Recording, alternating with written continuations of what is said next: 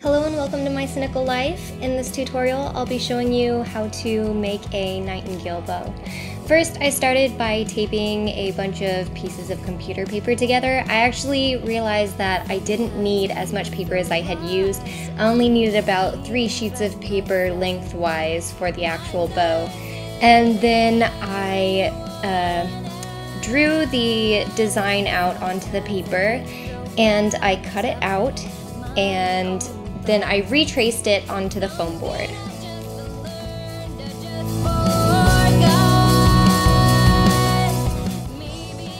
After I drew the bow design onto the foam board 3 times, I cut it out with a box cutter.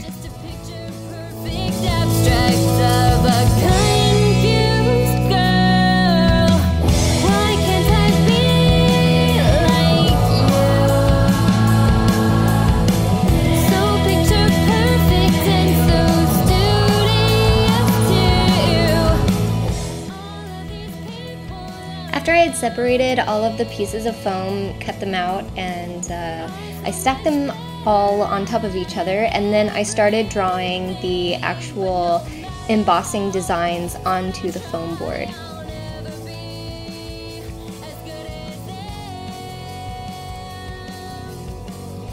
Here you can see in some parts the spaces are filled in, and that's to later carve out the shaded in places on the drawing, and I do that by using a box cutter to carve out the different levels.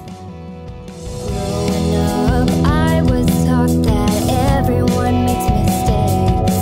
I just made more than everyone else made. I spent most of my So this is what the top of your bow should look like after you are done carving it with the box cutter.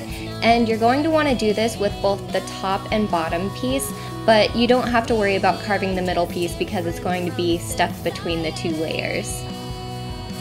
But one thing's for sure, there's never been a girl like me.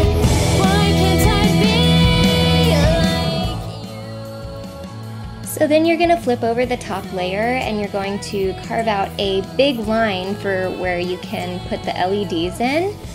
And you're going to do this just with a box cutter, and then you're going to just carve out that middle section and then kind of map out where you want the LEDs to go. On the front part of the top layer, I put certain markings in the design so that they would show through.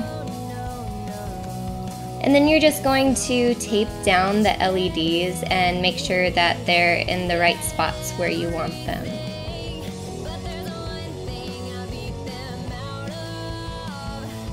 After that, I just carved out some deeper holes in the front of the top layer so that when I painted over it, the light would show through. And here I'm just hot gluing the LEDs in place where I had taped them, just so that it's a bit of a stronger hold.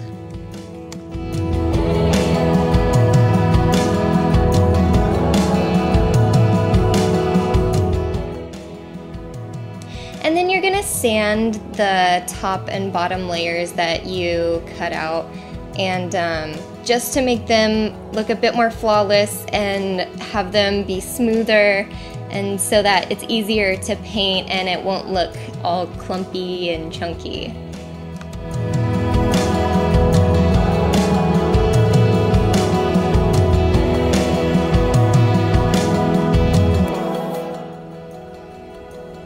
Then you're going to glue the top and middle layer together and just kind of squeeze them together really hard. It takes about like 30 seconds to a minute for it to completely dry with the hot glue, so just clamp it down as hard as you can.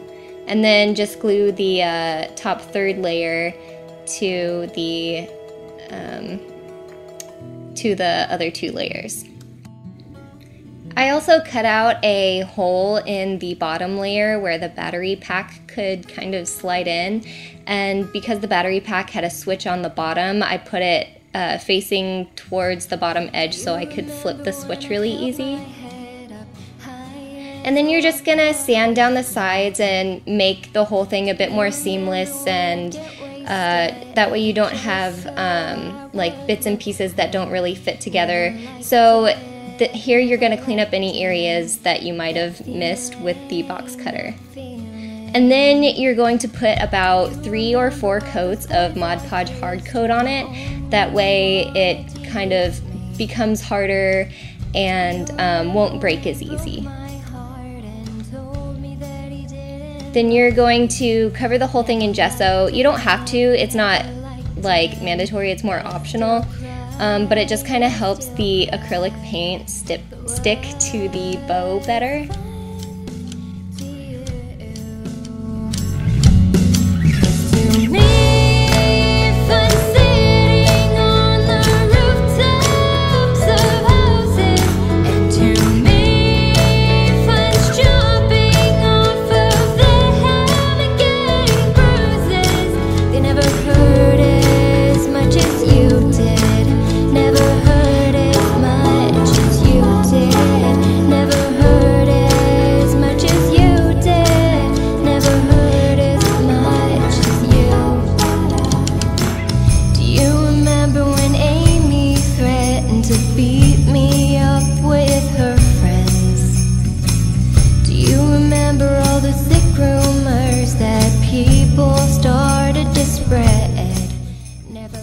So after you're done painting the black paint, you're just going to want to use a silver paint and paint the raised parts of the bow with that silver paint.